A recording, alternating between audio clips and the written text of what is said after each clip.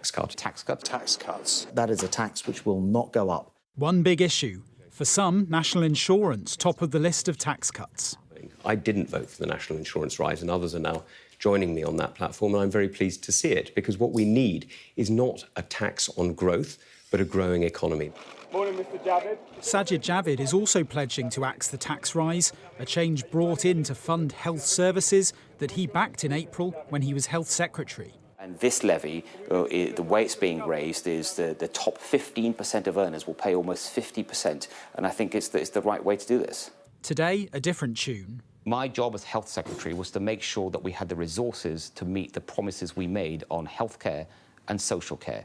My job was not to decide how to raise it. And that is a tough decision, I respect that. But with the current fiscal situation, I believe that we can afford to scrap the levy and still fund all of that increase that was promised.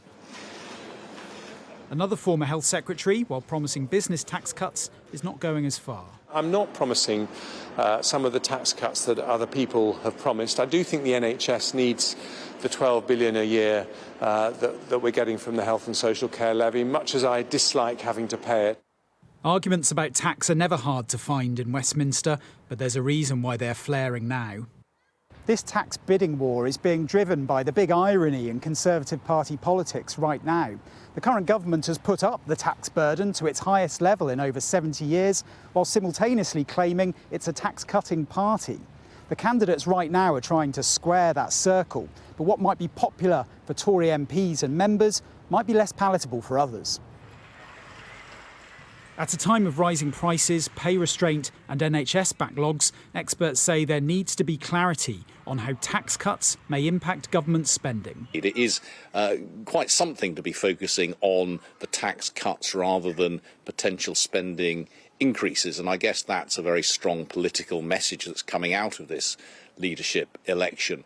But I think the key here is, if you are going to be promising tax cuts, you really do need to be clear what it is that you're intending to change, which means that you can deliver the public services that you say you're going to deliver with less money. One leadership contender saying he would make savings to fund tax cuts. I would certainly look to reduce the cost of doing government. I think that's really important. So you'd sack civil servants? Well, you partly do this just through attrition, of course. Sacking sounds very, very, very harsh, but you simply stop employing people in posts. You allow the thing to come down.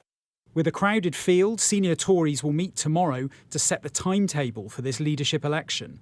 A wide-open race, today focused on a narrow set of issues. Rob Powell, Sky News in Westminster.